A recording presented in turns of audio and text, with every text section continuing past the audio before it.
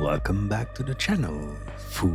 Thanks for tapping in. Don't forget to share, like, and subscribe. Like videos like this. Out of our Midwest Bureau, a pretty bizarro coincidence in Illinois. A Titanic exhibit at a local museum, you see it, flooded on the same date that the actual ship sank back in 1912. The owner says there were storms the night before, but only that part of the museum ended up taking on water.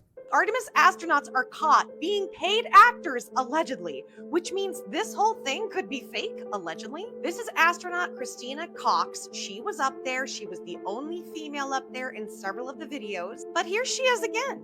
Take a close look. Do you recognize her from this? That's because she was credited in 2015's Mad Max Fury Road as one of the Volvani. She was one of those mothered. You can even see it here listed. She's on IMDb. Oh, but it gets better because this movie, Fly Me to the Moon, was released in 2024. What was this movie about? White House hires a team to fake the Apollo moon landing so they can win the space race no matter what. The icing and the cherry in this movie, it's called Project Artemis, allegedly. And look, guys, I've debunked a lot of viral videos on people that have questions and think, oh, we faked going, and I've shut a lot of it down. But this one, I'm having a bit of a hard time with because it's right in front of our face. I still think we went to the moon in space, but I don't know, guys. What do you think? So, I was gonna eat this banana, I mean. Bro, there's red stuff on my banana. And there's little Lauren Bobert. Hey, Lauren. Say hey, everybody. Hey. And then anyway, it's late. Hey, guys. It's Burchett. Everybody say hey. NASA. Hey, man, you know, they film all that stuff in a Hollywood studio. We really didn't go to the moon. Anyway, folks, I'm tired. So we'll be back next week figuring it out. Thank y'all for seeing me. Do you know who he is? Why are you taking pictures of them? With them? No, why? Come on. Yeah, I'm gonna watch you. Go home. You go home. No, not you. You stay here.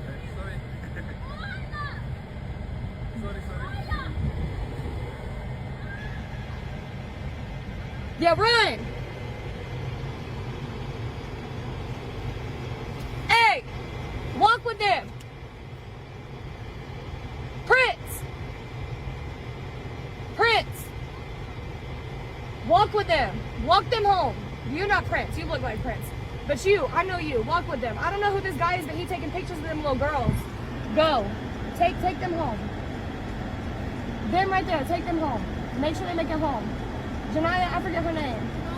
Yeah, Janiza. Yeah, her. Make sure they get home. I don't know who that guy is, but he was taking pictures of them. Yeah, I know. Do you know who he is? But I think I see something looking at me through that window. I might be a little delusional.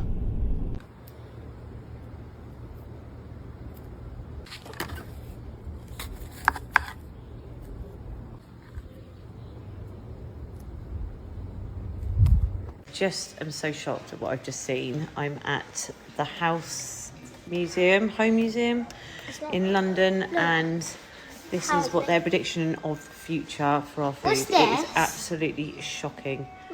So this is a farm-free protein machine. This is what they're predicting, that we put our protein in there, and then it comes out, and put the dispenser on. Oh, I don't know how do we get this dispenser thing on? No. Oh, it's not letting you see it now, but oh, there we go. And then we're supposed to be eating this sludge, and then this sludge we put into this, and it turns into chicken. That's what we're going to be eating.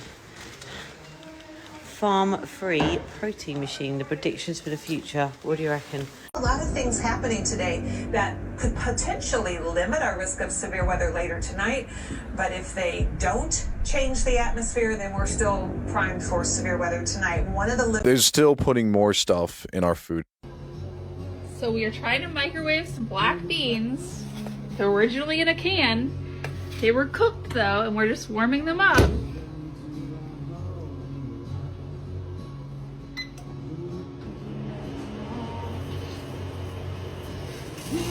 Oh, what is this?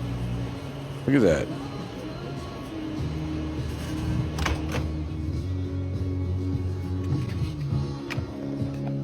Why is there metal in our food?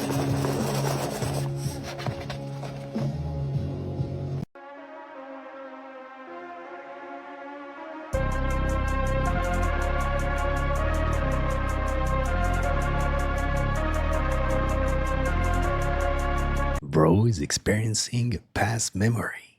This is what they did to Stevie in Malcolm in the Middle. This is the revival of Malcolm in the Middle. And this is what these sick freaks over at Disney did to this show. Now, if you guys don't remember, Stevie was the kid in the wheelchair. Now this is Stevie right here. Right? That's Stevie's husband. He has a kid with the husband. And that's what they did with Stevie. That's what they're doing with Malcolm in the Middle. And of course, it's Disney. Right? That's what Disney does. Disney takes shows that you grew up with, movies that you grew up with. They make them woke, and they destroy them. That's what they did with this show with Malcolm in the Middle. Malcolm in the Middle, I grew up with Malcolm in the Middle. This was a great show. It was wholesome. It was about, you know, dudes growing up with brothers, and now this show is nothing but a woke fest. Once again, this is what they did with Stevie. Right? He was in a wheelchair. He has one lung. And now this is him.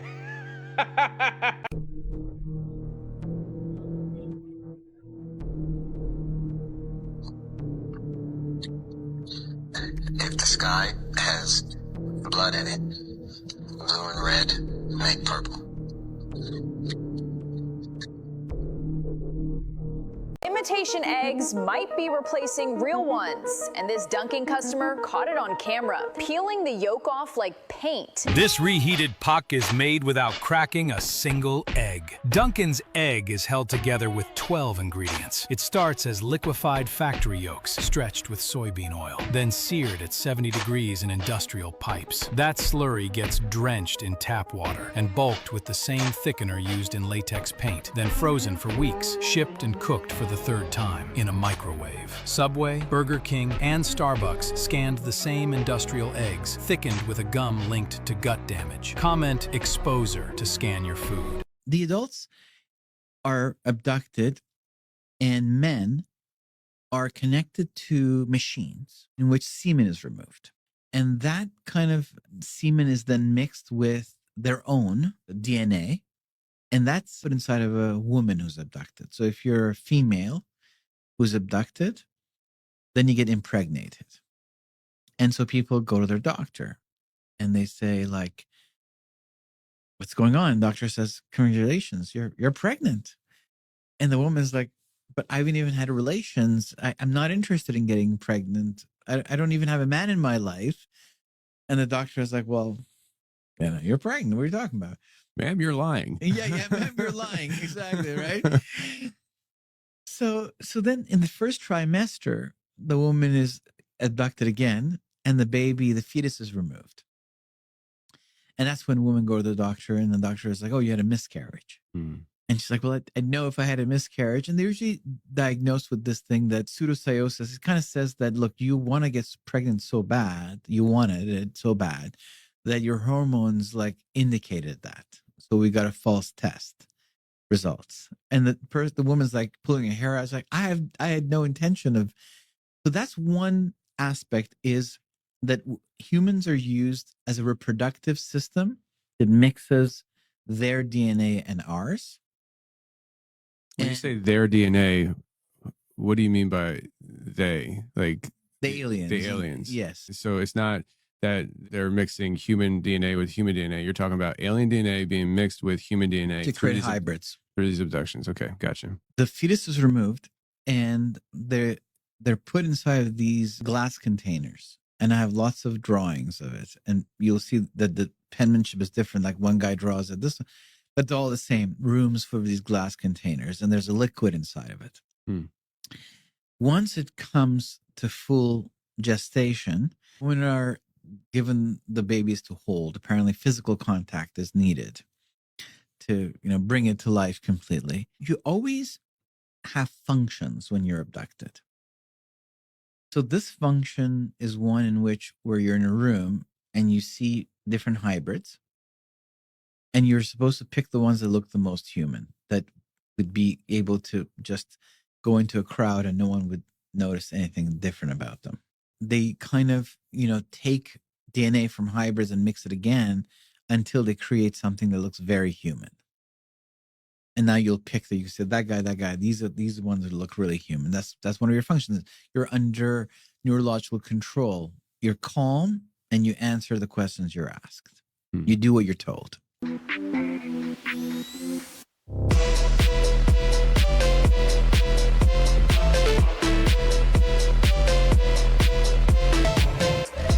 They're going to make a movie out of this, just so you guys know. You're about to see the real reason why you have seen nothing happen with this Epstein list. Where they're trained, and when they're trained and they're able to come out and look older, then they can get in the car with us and go to do the clubs.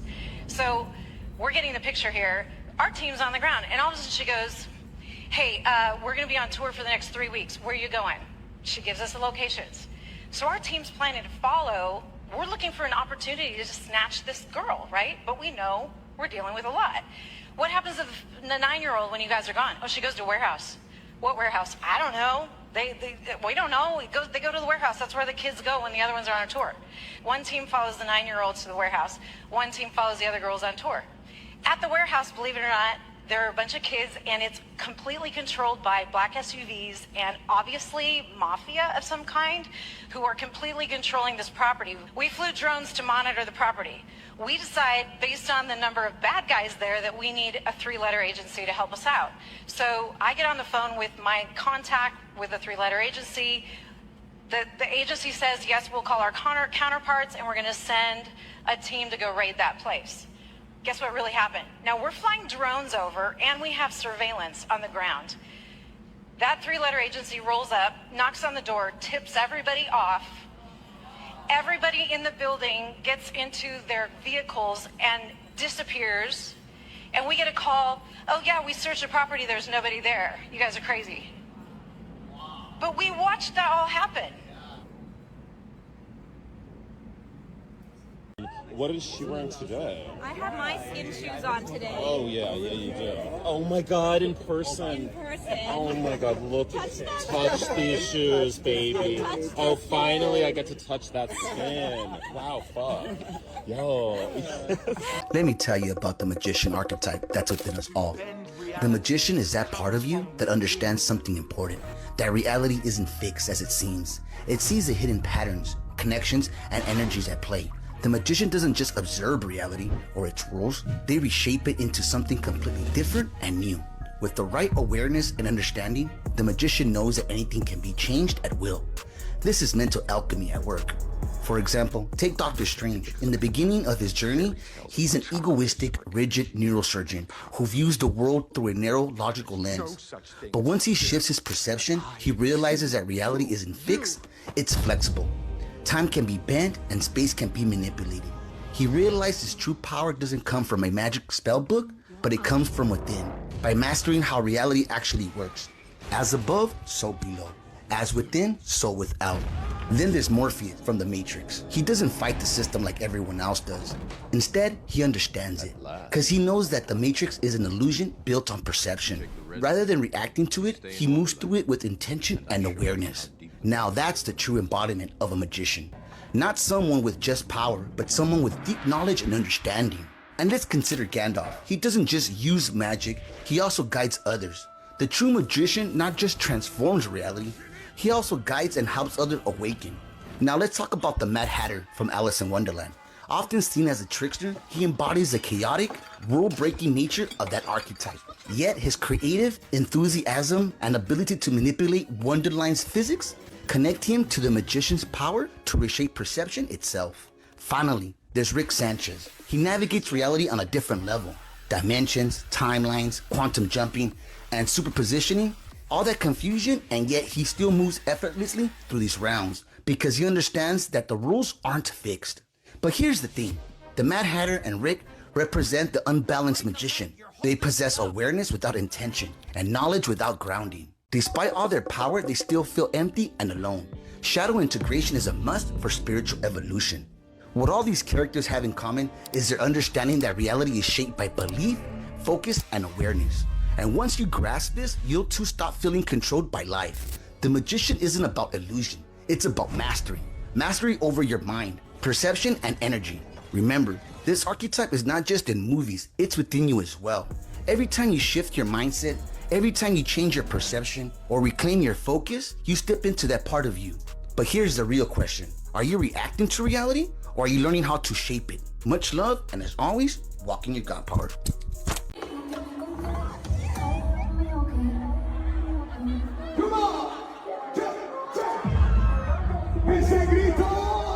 What in a dark crystal was that? This building in El Salvador caught my attention because it looks like it's made of gold. And it literally towers any house around it. But I didn't know what it was, so I decided to ask. Buenas. Una pregunta usted. Fíjese que yo siempre he pasado por aquí y me ha llamado la curiosidad. ¿Qué es eso? El centro de brujería. ¿Ah? Centro de brujería. Templo de San Simón y la Santa Muerte. Oh shit. Holy fuck. That shit said La Santa Muerte, bro.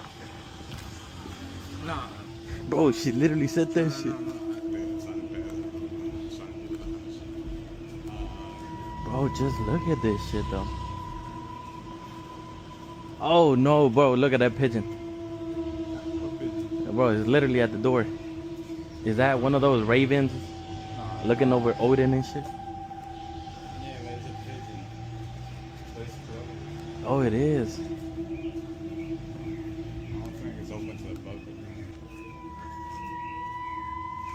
Damn.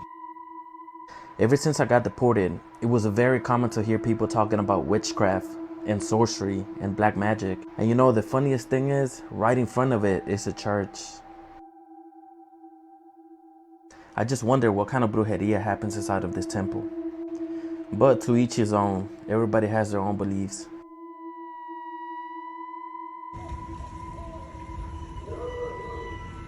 Still, bro, I don't want no motherfucking chasing me. Fuck that shit. I very intentionally do not have my technology patented. Why? Because the patent industry is actually very corrupt. I learned this because I at one point was patent pending. And then one day I went to a Rotary Club meeting and I spoke with the inventor of the wireless key fob for cars. And he told me, GM stole my stuff.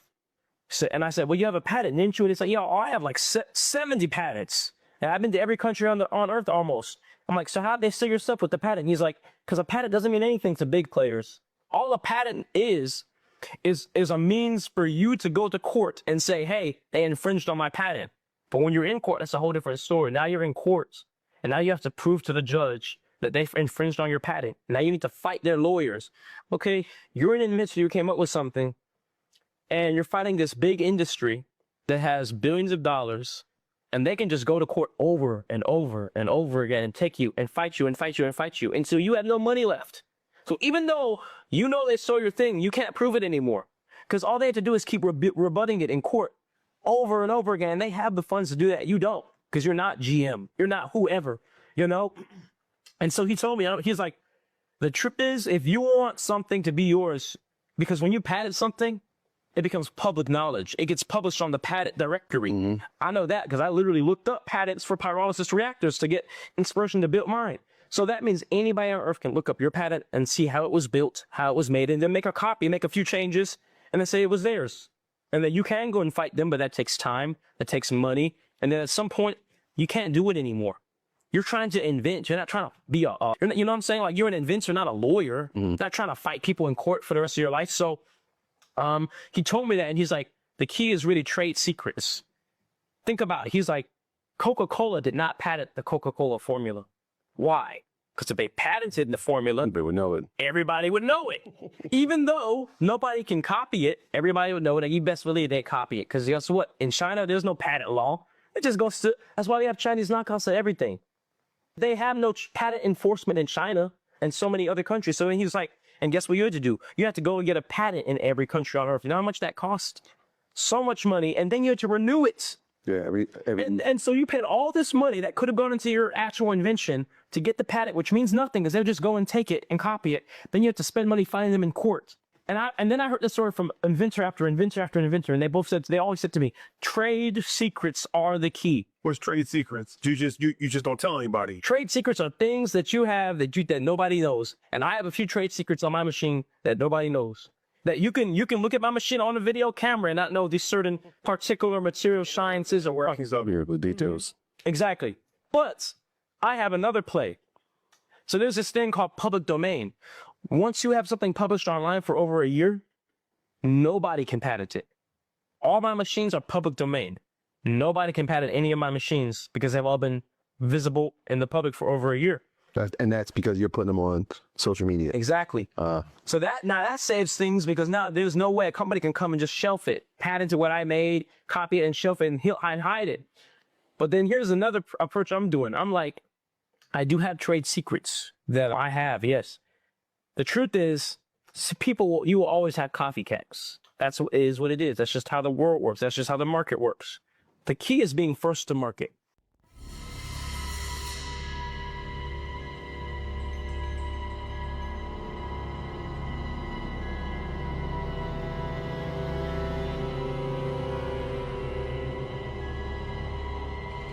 Girl, I'll support you, but from a distance.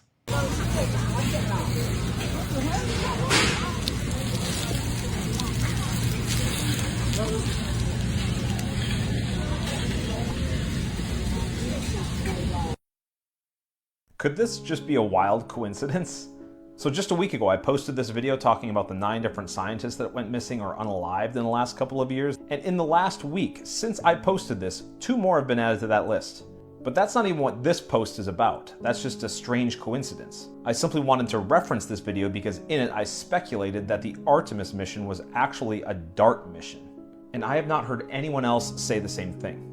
Now that was a pretty bold claim at the time, but there's been a lot of scrutiny of this mission since then. Between the green screen interviews, the photo shoot that looks like it was probably made by AI, and an awkward moment where this astronaut seems to forget her lines, safe to say that this entire mission has gotten kind of weird. It got weird, didn't it? Yeah. I knew it. But this next connecting of dots is something I did not expect. November 24th, 2021, NASA launches DART, which is Double Asteroid Redirection Test. This is effectively throwing darts at asteroids with the intention of redirecting them. And this is what NASA loves doing. They love coming up with acronyms that relate to the mission itself. So throwing darts is a perfect metaphor to this actual mission. Interesting then that one of the scientists that worked on the DART missions is one of those that went missing. And the laboratory responsible for developing this technology? Johns Hopkins Applied Physics Laboratory, which works in collaboration with NASA's Jet Propulsion Laboratory, which is completely tied to all these other scientists. It's not such a leap then that I'm coming to the conclusion that maybe all this stuff is linked. But wait, there's more. During the eclipses of October of 2023 and April of 2024, NASA launched the APEP missions. What does APEP stand for? Atmospheric perturbations around eclipse path. It's a weird frickin' name. Almost like they came up with the acronym first and then just tried to wedge words in that would work with it. Because as we know, NASA loves their acronyms that have a double meaning. Do you know what the other meaning for APEP is? It's the other name for Apophis. And what's the asteroid that could possibly impact Earth in the near future? Apophis. In 2029 it comes really close, and then if it hits a keyhole, then potentially it could hit Earth in 2036. Now scientists are saying that it's not going to, but I think they're lying. And they're lying for reasons that I explain in other videos. You can go look those up. If Apophis did impact the world and it had global consequences, then the name suits the asteroid, because Apophis is the god of destruction. In the Bible, they call it wormwood. And this is where it gets crazy. So this is what it says in Revelation. The third angel blew his trumpet, and a great star fell from heaven, blazing like a torch. A third of the waters became wormwood, and many people died from the water because it had been made bitter. Okay, so what? So there's a biblical prophecy that talks about a potential asteroid, and then there are these missions that seem like they're trying to divert asteroids? How am I connecting all this? Do you know what the scientific name for wormwood is? I'm at a loss for words. You cannot make this shit up. Artemisia absinthium, Artemis. Think about it. Imagine that there's an imminent impact with Earth. Would NASA spend any of their time and resources on doing anything else beyond trying to stop that from happening? Of course not. But if all their missions told the public what was happening, you would have utter chaos. So they have to cover it up. And this Artemis 2 mission is so fake because it had nothing to do with bringing people around the moon. It was a DART mission. That's my theory. I'm sticking to it for now, and stick with me for more.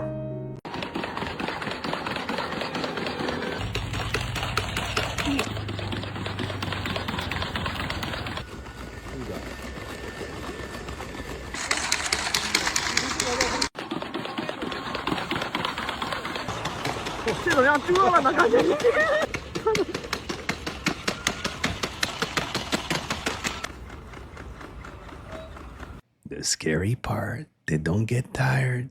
Maybe this will blow your mind a little bit more. Blow it away. Pause. So, not one single U.S. president has sent their kids to a public school. And That doesn't surprise me. This might blow your mind a little bit more.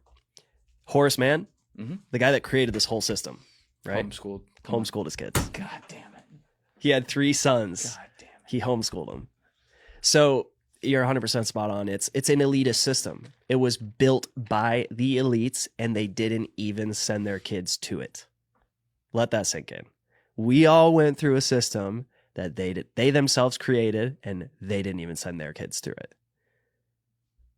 So it shows. I mean, we were viewed as like cattle. You know, it's like, let's just create consumers. Let's create people that are going to just obey and follow orders. And I think that's why everybody's having this crisis of meaning right now. Yeah.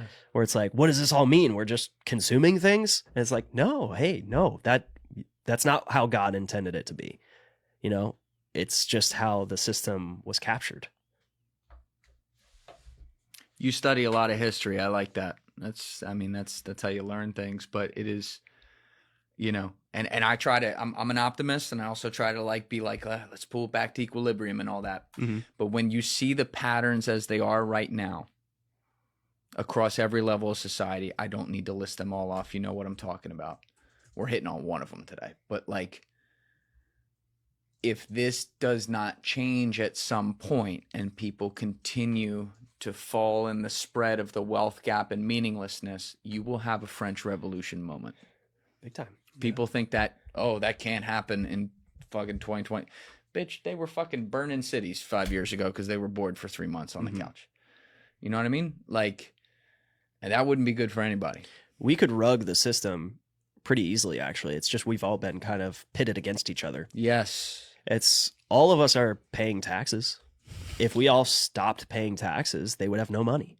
Yeah. Right. That's the reality. This is why, in my opinion, this is why they don't teach kids about taxes. If they taught us about the Federal Reserve and the Federal Reserve Act of 1913 and how all of this was all created, and they said, oh yeah, actually before 1913, your ancestors, they weren't doing any of this stupid shit. No. Right. If they taught us that stuff in school, we would be like, oh, this is insane. We're not doing it. That's why they don't teach it. Right. That's my whole thing is everybody focuses on, okay, there's all these crazy things they're teaching kids. Yes. What are the things they're not teaching us? Right. They're not teaching us what happened leading into the American Revolution, where they're not teaching us that the founding fathers were in their 20s and 30s and got together and were like, nope, sorry. Fucking ripping hemp and writing out the greatest documents of all time. Exactly. Sacred geometry, and they were just tapped in. So yeah, on a positive note, I do feel I'm on one side, I'm I don't want to push for a revolution. But I'm saying those beings that appeared at the Miami Mall, those are New York kids. But when they first appeared, because they're vibrating so high, they just appear so fucking jet black. And you gotta think, imagine you in the mall. This is why everybody started running. I can put myself in their shoes. You don't know shit about alien life, right? You've been lied to your whole life, right? So you won't believe in that shit. You in the mall, and then 100 feet from you see some 9 feet tall black appear in front of you. And then it disappeared. If it was 100 feet away, but when it reappeared, now it's 70 feet away. It disappeared again. Then when it reappeared, now it's 50 feet away. Man, you gonna take off running? Like, what the fuck is that? And why is it disappeared? And every time it reappears, it's appearing closer and closer to a nigga. I'm gone. That's how they run it like that. They not knowing that these beings have the ability to teleport you to. That's an advanced level of cosmic ancient wisdom. But those were the jockeys that appeared to them. And that was them appearing in their raw form. You know what I'm saying? In their purest form. When they descend and fully materialize into this material plane that we on, they look just like regular black folks. But they had revealed themselves to them at that mall for a reason. They could have picked any place, and we don't go to the most public place. Because every time we reveal ourselves and we say extraterrestrial races reveal themselves, it's always in remote locations, right? And they cover it up. So we gonna come to a big location where it can't be covered up. We gonna appear in the middle of a mall in front of all these people. And it wasn't just one, it was a lot of them that appeared. Right? And outside the mall, you had like the dude told the story. When you got outside the mall, the police had the mall surrounded with cars, but you also had spaceships in the sky that they were shooting at. They were shooting at the spaceships and they wasn't even hitting them. That's why they shut the airport down. And that story, better go back and look. So now here come NASA talking about black alien landing in November. And that's a wrap for tonight, fool. I hope you enjoyed it. If so, don't forget to hit and smash the like button for me. Smash the subscribe button, be part of the family. Remember, stay woke, and I'll catch you next time.